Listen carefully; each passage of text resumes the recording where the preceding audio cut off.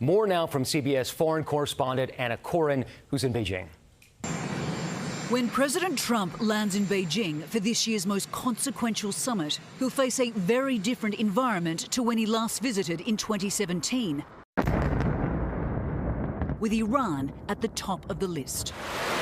Trump had postponed the trip back in March, expecting the conflict to be over by the time he met with President Xi. Instead, it's following him to China. Hormuz has not been open. U.S. really need exit, and this exit is in Beijing. Chinese analyst Henry Wong says Beijing has leverage over Iran as its largest trading partner. He believes Xi could provide a much-needed off-ramp for Trump, but it's likely to come at a price. Xi wants a reduction in tariffs, removal of export controls on advanced semiconductors, and sanctions lifted. But what he wants most is Taiwan. And that would involve the US changing its position on the self-governed island democracy and reducing its decades of military support. It's almost 9 years since Trump was last here, and a lot has changed. This country of 1.4 billion people has become a manufacturing powerhouse, as we witnessed last week when we visited a dark factory. Operating 24 hours a day, 7 days a week, run by AI and robots. Is this the future for manufacturing? Yes, the general manager tells me. It's a very different landscape, and Trump is no longer holding all the cards. Anna Coren, CBS News, Beijing, China.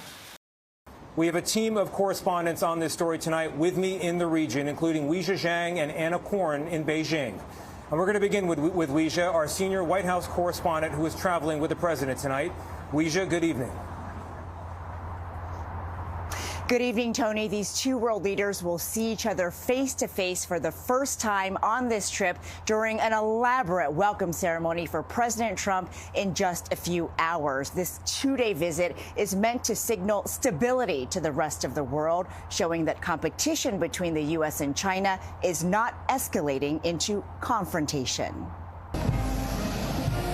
President Trump was given a red carpet welcome in Beijing, flanked by a military honor guard and 300 Chinese youth dressed in white and blue to match Air Force One's colors. The highly anticipated meeting with President Xi Jinping comes as Trump faces intense economic pressure at home, caused by the lingering, costly conflict with Iran. It's going to be a very exciting trip. A lot of good things are going to happen. Trump regularly praises Xi and calls him a friend, but Xi sees Trump differently, according to Evan Medeiros, who served as President Obama's top advisor on China. I think he sees him as a leader that lacks strategy, a leader that's very impetuous, somebody who's driven by instinct and impulse. The Chinese look at Donald Trump as somebody that they can manipulate, because what the Chinese want more than anything right now is stability. Trump said he will ask Xi to open up China and brought a large entourage of American CEOs with him, including Elon Musk, Jensen Huang of NVIDIA, and Apple's Tim Cook, a group of companies worth more than $16 trillion. Their presence highlights Trump's focus for the trip: new business and trade deals. But the war in Iran will hover over this visit. And while Trump has said he does not need China's assistance, I don't think we need any help with Iran. Beijing is the biggest buyer of Iran's oil. And with boatloads trapped behind the U.S. blockade, it's in their interest to get the Strait of Hormuz reopened. It provides China with an opportunity to frame itself as a source of prosperity and stability, in contrast to the United States, which is starting wars and disrupting the global economies. During Trump and Xi's last meeting back in October, the two reached a truce that halted a fierce trade war. But China wants even more tariffs relief, and they are expected to announce new plans to purchase more American beef, soybeans, and Boeing aircrafts. And back here in Taiwan, there are real concerns that mainland China may want to reunify, and this will fall under communist control. For decades, U.S. presidents have remained steadfast in their commitment to defend Taiwan from that neighboring giant China. But there's concern that President Trump could change that, with consequences felt around the world. 同志们好。 For China's President Xi Jinping, no issue is more critical than Taiwan. Beijing has called it the core of China's core interests, with reunification by force, if necessary, the center of Xi's agenda. It's also critical for America's economy. Taiwan produces more than 90% of the world's most advanced semiconductors, crucial for AI and defense, making Taiwan ground zero for a global supply chain. There's a tremendous amount at stake in this relationship, and I don't think it's an exaggeration. But China has seen Taiwan as a renegade province since 1949, when the nationalists lost the Chinese Civil War to the communists and fled the mainland. Today, it's an economic powerhouse with per capita GDP among the highest in the world. And for decades, the U.S. has played a role too, declining to recognize the Communist Party's claim over the island and selling Taiwan billions of dollars in arms every year. But now a new $14 billion package has been awaiting Trump's signature for months. And many here fear Xi will use trade deals to weaken U.S. support or change the status quo. There is definitely concern that he will trade away that arms sale in exchange for something else, whether that's for assistance on Iran or some kind of economic concession. President Trump's transactional approach is that everything's up for negotiation. Another issue to watch, of course, is microchips. The U.S. has barred Chinese companies from the most advanced microchips from companies like NVIDIA. China wants those chips, of course, to power its own AI companies and help them compete. But they could also end up powering China's military, and that's a concern. Let's bring in CBS News foreign correspondent Anna Coren, who has lived in this region for 20 years. Anna, thank you very much for joining us tonight. You were in Taiwan just a few weeks ago. You spoke to a deputy foreign minister about concerns regarding the Chinese mainland. What's on their mind? Look, publicly, Tony, they said America has our back. Privately, there are deep concerns that its most dependable ally could sell it out for a grand bargain with China. And really what has prompted these fears is President Trump's recent comments that he is willing to discuss U.S. arms sales to Taiwan with President Xi. This is unprecedented. And since the late 1970s, Tony, the U.S. has sold more than $50 billion worth of arms to the Taiwanese for their national defense. So, Anna, on the issue of Taiwan, what does President Xi want from President Donald Trump? So Xi wants reunification. He has said this time and time again. He's claimed that it is unstoppable. And look, this has been the position since the inception of the Chinese Communist Party, but it has become an obsession under Xi. He wants the U.S. to stop selling arms, to change its posture, and to reduce its support of Taiwan, Tony. Anna, thank you very much. Finally tonight from Taiwan, as President Trump and China's Xi Jinping prepare to meet, you will hear a lot about American decline and the rise of a powerful new China. The Chinese certainly believe it, but is it true? Xi's China is a marvel by many measures, is the world's second largest economy, producing almost 30% of the world's manufactured goods. They have high-speed rails that put the Acela to shame. And China has lifted millions of its citizens out of poverty, making things like the iPhones in your pocket and mine. And yet, America remains the innovation hub of the world. Made in China, yes, but designed and invented in the USA. New drugs, new discoveries, new inventions, new space missions. Xi boasts of the country's industrial might, and it's impossible to deny that fact. China's population is in decline, though, well below replacement rate. Unemployment is high, with millions in rural provinces living in poverty and massive housing complexes that now sit empty. Most importantly, and perhaps I'm stating the obvious here, none of these problems are a topic on the Chinese evening news. In fact, pessimism itself is forbidden on the Chinese internet. The freedoms we have, they simply do not. And good evening from Liberty Square here in Taipei, here in the capital of Taiwan. People are watching the summit between the leaders of the U.S. and China perhaps more closely than anywhere else in the world. And that's because China considers this self-governing island to be a breakaway province, and it intends to reclaim it. That was the big headline from day one. Chinese state media saying that President Xi warned Mr. Trump that if the situation is mishandled, it could plunge the relationship between our two countries into an extremely dangerous place. In a moment, what Taiwan is doing to deter a potential Chinese invasion.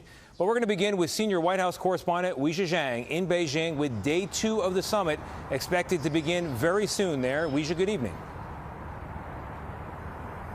Good evening, Tony. Presidents Trump and Xi continue to put on a public display of diplomacy through extravagant events. But in private, Xi told Trump that Taiwan is the most important issue in the U.S.-China relationship. And you're right, he also warned that mismanagement could lead to consequences. Thank you, everybody. President Trump was the guest of honor at a lavish state banquet to cap off his first full day in China's capital. I want to thank President Xi, my friend, for this magnificent welcome. Dining on Beijing roast duck and tiramisu. It was a day filled with pageantry as he and President Xi Jinping strolled the red carpet outside the Great Hall of the People amidst a military parade and hundreds of flag-waving schoolchildren. Then came the main event, a meeting between the two leaders that lasted over 2 hours. It's an honor to be your friend, and the relationship between China and the USA is going to be better than ever before. But Xi warned Trump that the relationship could be in jeopardy on the issue of Taiwan, saying handling it improperly could lead to clashes and even conflicts. China has long sought reunification of the self-governing island and has not ruled out taking it by force. The U.S. has sold billions of dollars in weapons to the Taiwanese. We think it would be a terrible mistake to force that through force or anything of that nature. There would be repercussions for that globally, not just from the United States. On the war in Iran, the White House said Xi agreed the Strait of Hormuz must remain open.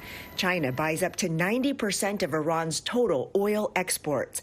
President Trump was asked about China's military support for Iran and the reported sale of components for missiles and drones used in the war. He said he's not going to give military equipment. That's a big statement. He said that today. That's a big statement. He said that strongly. President Trump was also hoping to go home with new deals. On American beef, China has agreed to approve export licenses for 400 U.S. processing plants. And in a new interview, Trump says Xi has agreed to purchase more soybeans, liquefied natural gas, and 200 Boeing jets. Tony.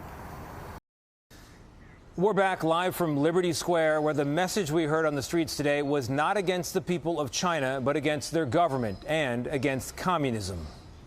Do you want an independent Taiwan or a reunified Taiwan? 50-50. We want to unify, but we don't want to follow the communist system.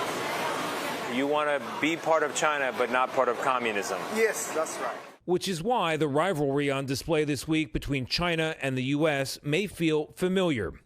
Not so long ago, communism had failed in the old Soviet Union, while democracy, it seemed, had proven itself once and for all. But now here comes China, and as then U.S. Ambassador Nicholas Burns said in 2024, it's a new battle for the future. A battle being fought by Jimmy Lai, a wealthy businessman and democracy activist in Hong Kong, now serving 20 years in prison for what China calls sedition. Before his sentence, he told our Holly Williams why the fight is worth it. I mean, you have a wonderful city, prosperity. That's what Chinese think, that they think that we just have a body, we don't have a soul. You guys just make money, have a good life. Don't think about politics, don't think about freedom, don't think about human rights, don't think about rule of law. Just eat, enjoy life. Why is that not enough? Because we are human beings. We have soul. We are not a dog. And when you step back, that is the bigger picture this week, not just which superpower walks away with a mightier military or a larger economy, but whose ideas should lead the future. President Trump has wrapped up his high-stakes summit in China, calling it, quote, very good. But it's hard to tell exactly what the takeaway is. CBS News senior White House and political correspondent Ed O'Keefe joins me now. Ed, what did the president's meeting with Xi Jinping accomplish? Major, at least one significant economic announcement. Boeing tonight says China has committed to buying 200 of its aircraft and likely more, a major reboot for the aviation giant's business in China. Beyond that, the president said he and China's Xi Jinping made, quote, fantastic trade deals, but neither side has shared more details. On Iran, the president says Xi told him China isn't going to give military equipment to that country, but the Chinese have not yet signaled their intent. China, remember, is Iran's biggest oil customer. And Ed, the president also said on his way back to Washington that there might be some potential changes regarding the U.S. relationship with Taiwan. Yeah, Taiwan has received tens of billions of dollars in American weapons since the late 1970s, but the president today wouldn't say if he'll approve another $14 billion in weapons to that country, and he said he might break almost 50 years of diplomatic norms and directly call Taiwan's leader to discuss the issue. American presidents don't usually do so as to not upset the Chinese. China made clear during the president's visit the future of Taiwan is the most important issue in U.S.-China relations. Major? Ed O'Keefe, thank you.